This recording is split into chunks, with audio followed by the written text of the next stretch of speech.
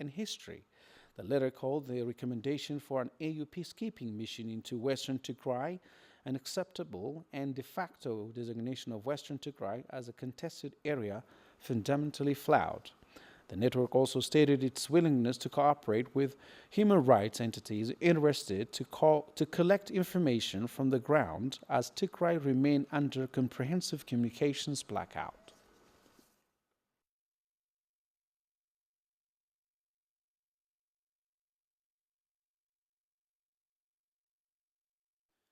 A recent report from BBC has confirmed that Gondar University, one of the leading institutions for higher education in Ethiopia, has been involved in the systematic destruction of evidence related to the violence in western Tigray. The report from the news agency was based on interviews with multiple eyewitnesses that say they saw local administration and university staff take part in exhuming bodies from mass graves, which they either transported to an unknown location or sprayed with a yet to be identified. Earlier this month, there had been social media outroar by activists concerned that the Ethiopian government was tampering with the evidence of war crimes after state media's Amhara mass media agency in Ethiopian broadcasting came out with a report claiming that they had uncovered mass graves for decades old that were alleged of Amhara civilians. For more, Mira Romana has this report. A report by the BBC has uncovered that Gondar University, in cooperation with Amhara regional authorities, has been exhuming mass graves of Tigrayan civilians extrajudicially killed by Ethiopian forces and the Fano earlier in the conflict. The report said regional authorities, along with university staff, were working to systematically destroy evidence related to crimes that Human Rights Watch and Amnesty International say amount to war crimes against humanity. Eyewitnesses say the bodies were exhumed and taken to unknown locations and at times sprayed by unidentified chemicals. Earlier this month, Ethiopian Broadcasting Agency and Amhara Mass Media had come out with a report that claimed they had uncovered mass graves some 4 decades old that were allegedly of Amhara civilians killed in early 90s. The reports had triggered social media outroar by human rights activists that said the Ethiopian government was systematically destroying evidence of its crimes in western Tigray. The report was based on multiple eyewitness accounts that say they witnessed mass graves with as many as 200 bodies being exhumed and the bodies relocated to unknown locations. The eyewitness said Amhara and Eritrean forces, the Fano as well as Gondar University staff, allegedly oversaw the exhumations. One eyewitness said that the militia publicly boasted that the evidence of crimes committed against Tigrayan civilians would never be uncovered and confirmed the involvement of Gondar University in the systematic destruction of evidence regarding mass killings of civilians in western Tigray. Exhumations were witnessed in Humera, Adabay, and Bahar. The exhumation was witnessed as early as April 4, just days before an attempt by the Ethiopian government to block funding for an independent UN-led investigation into atrocities in Ethiopia failed. The dominant feature of the war on Tigray is its targeting of civilian property and its use of public services and humanitarian aid as a weapon of war, exasperating the condition for ordinary people in Tigray and with special persons with special needs. Our reporters spoke with Abdul Nugusa, a father of 2 and a resident of Magala, who has not had a salary for 10 months now and is having difficulty providing for his family. For more, Winta Kidana has the details. Abdul Nugus is a father of 2. He worked at the Sharia courts in Ma'ala in the registrar office. He says he depended on his monthly salary to support his family, a salary that has been discontinued for close to 10 months now. I have an injury on my leg. My only source of income was my monthly salary from my work at the courts. But since the siege started, me and my family are in crisis. Abdul says that while the siege has been difficult on everyone, it especially been difficult for people with special needs. The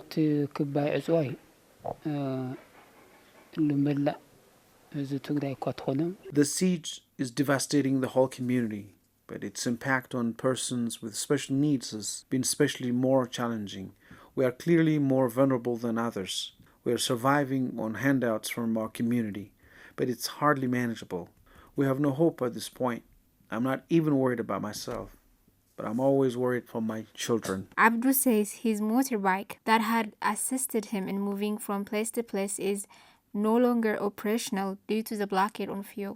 ሙሉእ ኣካል ድሕርኒ ከሆነ ወላ ተወሰነ ንዓቕምኻ ካብ ተወሳሰነ ተሸኪምኻ ገለ Had it not been for my leg, I would have tried daily labor to help get by. I had this motorbike that was given to me by charity organizations to help me move from place to place.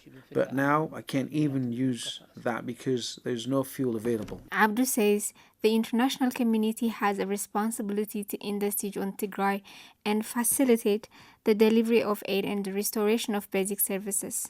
ኣነ ሉሎ ዓለም ዓድታት እቲ ኩነታት ተፈጢሩንሉ እዚ ዕፅዋት ክባጊርዎን መንግስቲ The international community should break the siege imposed by the government of Ethiopia on Tigrayans.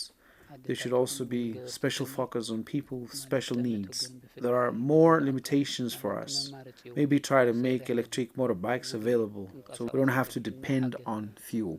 It has been over a month since the Ethiopian government has declared a humanitarian truce in a reported attempt to facilitate better access to humanitarian assistance for Tigrayans, a promise that is yet to bear fruit. The discontinuation of banking services has brought Tigray's economy to a complete standstill. Very few have been left with a steady income that they can depend on.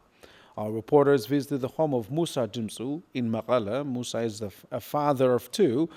A father of two. Excuse me, I'll repeat this. Our reporters visited the home of Musa Dimsu in Maqala. Musa is the mother of two. Her family depended on her husband's salary at a construction company mainly based in Addis Ababa. We spoke to her and her family to try to understand the severe impacts of the siege on Tigray. For more, Aragawi Gabra Mikhail has the details. Musa Dimtsu is a mother of two and resident of Mekelle. She says her husband supports her family by working in the construction industry. But since the start of the conflict, construction work is rarely available, while the siege has made it impossible for them to access their savings. نوري صبوا نيرنا سرحنا عتيت نسأنا زاقد يتسأنا صبوا نارا نير خازقين بالطعمي. Before the start of the war, we had relatively good life. My husband had a job, but since the start of the war, life has been quite difficult. I have nothing to feed my children. Not only that, but their clothes and shoes are worn out, and I can't afford to buy them anything new. Musa also suffers from multiple illnesses that have been exacerbated by lack of access to medical care and food.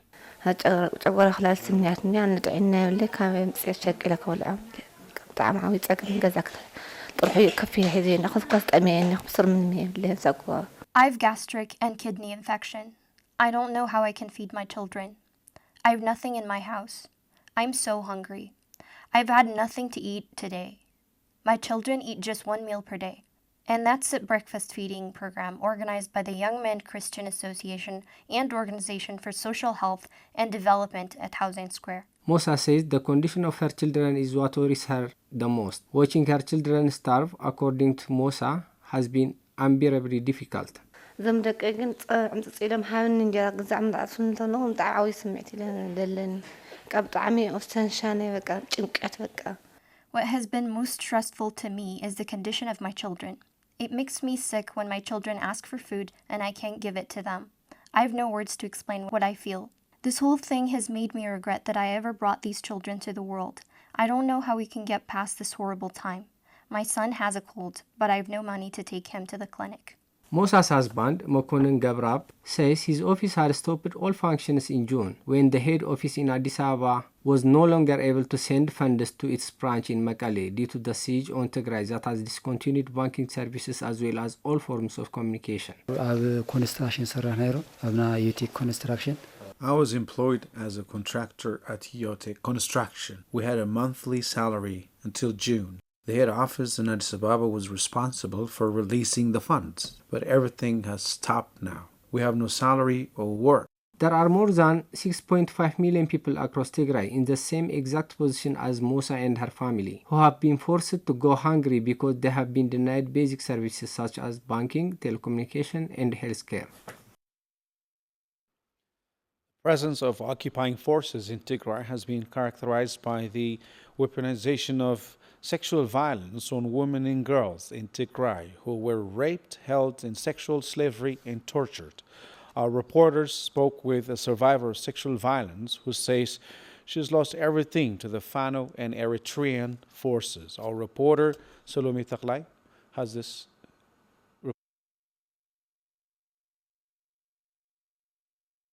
This survivor is from Walqait, an area in western Tigray that remains under the occupation of Amhara and Eritrean forces to this day. Just like many in western Tigray, she was expelled from her home by a vigilante group that goes by the name Fano. Fano did not stop on kicking her out of her home. They have killed her daughter, wounded her son, and looted all the property she had owned.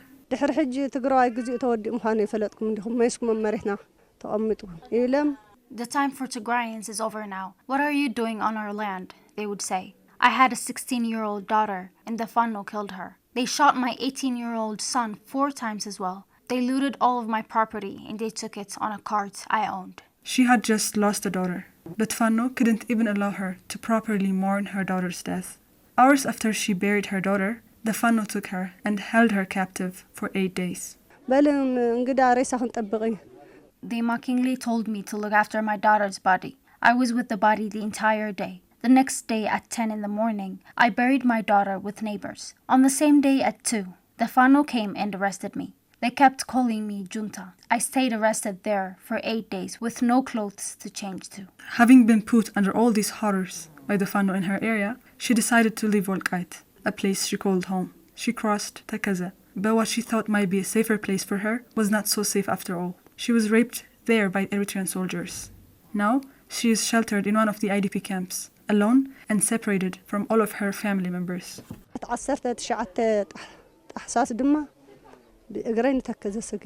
On the 28th of December, I crossed Takaza on foot. There I was put under unspeakable horrors. They were Eritrean soldiers, and they committed unspeakable atrocities on me. On the 18th of January, they raped me.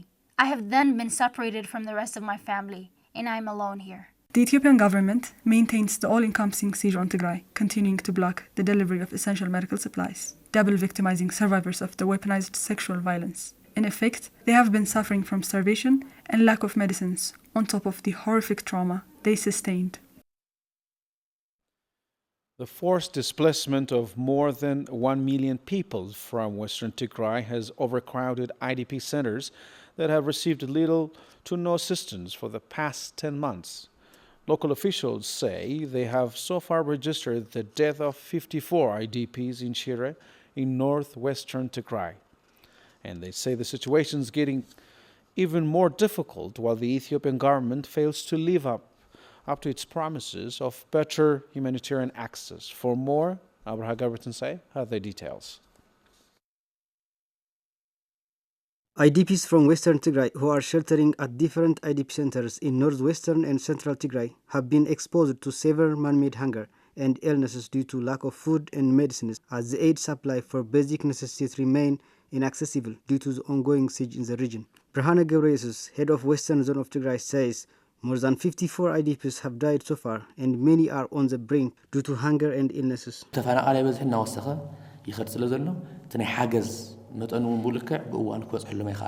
number of IDPs is increasing from time to time, but the provision of humanitarian aid has been suspended for months. Due to this, more than 54 IDPs have died of man-made hunger. The worst is inevitable to come very soon. Many are on the brink. We are witnessing dozens of people starving to death in 18 IDP camps. The IDPs say that they are in dire situation as all means of income have been exhausted and no food aid has reached them for almost a year now. ولا حنت بالك سماي سمت بالك مدري هذا يا عالم منكستات ول كاب يحسبنا له خملت حليفة نتكحي من مزجور أنا قرير هنا. We look up and face the sky and down the earth. We are in a desperate situation. The world failed to do anything to help us except issuing rhetoric condemnations for the Ethiopian government and allies for blocking food aid from entering Tigray. It was a year ago that we last received food aid. We have not received aid since last May.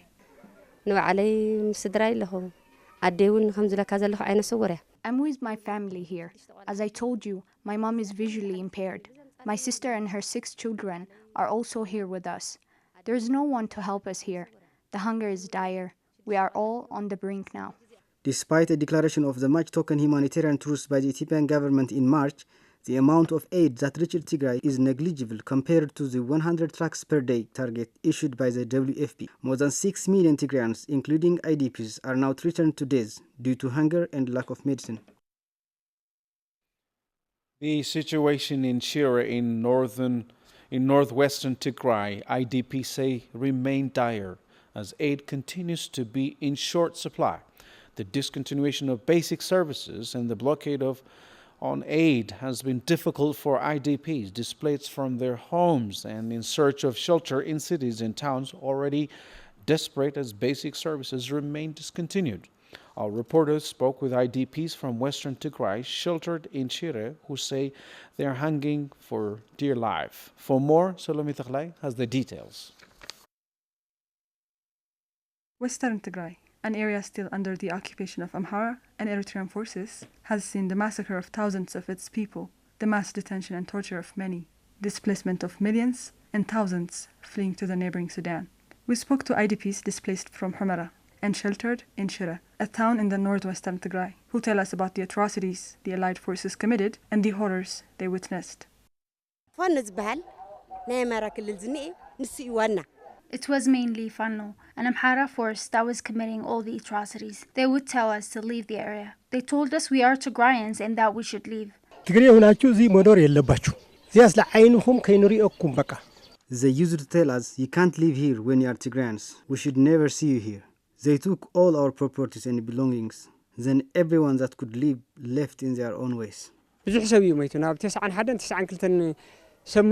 One day, 91 or 92 people were killed. This is in a single day. There was a man named Gebregorgis. He was farmer. They killed him along with 3 of his family members. We witnessed many horror. These IDPs have managed to make it out of Western Tigray, where the forces still continue their ethnic cleansing campaign. But their lives remain at the brink, for Abiy Ahmed's government has imposed an all-encompassing blockade on Tigray, where food aid and all forms of commercial goods have been blocked from entering the region. People are dying out of starvation. They are perishing. It's thanks to the people of Shira that we managed to stay alive to this day. But what is going to happen from this day on? The people of Shira are starving and dying as well, so they can't help us any longer. If food aid can't reach us, we will all die. We wonder if there will ever be people left to go back home.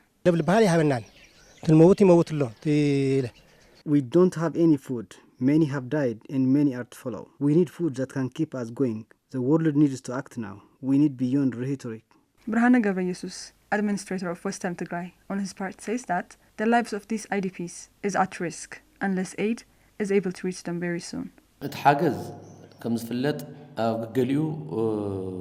There are many IDPs who have never received aid, not even before the siege. The number of the displaced people is very huge, so if aid is not able to reach them soon, they will die. Sending 20 trucks at one time, 50 at other times is not how it works. As confirmed by the United Nations, Tigray is home to more than 2.2 million internally displaced people. Many of the IDP centers in Tigray are sheltering people with immense skills and prospects, whose dreams were cut short by the aggressive nature of the war on Tigray. We spoke to one IDP displaced from western Tigray who had owned and run multi-million investments before the invasion of western Tigray that had led to the destruction of much of his property. For more, Saron Zagai has the details. Alam Atzwaha was an investor residing in Qorarit, Western Tigray. One of his investment sectors was agriculture.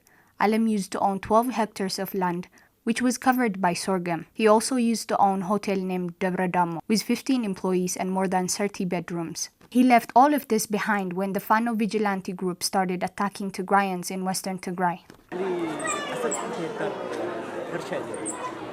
I had more than 12 hectares of farming land. I produced more than 750 quintals of sorghum in that land, which was ready for harvesting. I had more than 300 quintals of sesame, teff, and sorghum in a warehouse. They took it all. They also destroyed my hotel and took all the materials from there. There were 15 permanent employees in that hotel. I don't know where they are now. After running away from his hometown Qorarit to save his and his family's lives, they all traveled more than 300 kilometers to reach Adigrat. On the road, he witnessed horrendous crimes being committed by the Amhara militias. On the road, I saw a truck full of men being disposed of a cliff. In Maigaba, a group of the Amhara militias were slaughtering Tigrayan men using machete and other sharp objects, saying they weren't going to waste a bullet to kill Tigrayan. Meanwhile, Mr. Alam says the fact that these criminals are accusing Tigrayans of committing massacres by showing the remains of Tigrayan victims is unbearably painful for him. As if watching them isn't painful enough, they are now digging out the remains of our brothers and sisters, saying they are Amharas killed by Tigrayans. This is even more painful to watch than the actual killing. Alam and his family are now sheltering in an IDP camp in Adigrat, with hundreds of thousands others, with little to no food, struggling to survive another day. That's it from us for now. Thanks for watching. Bye for now.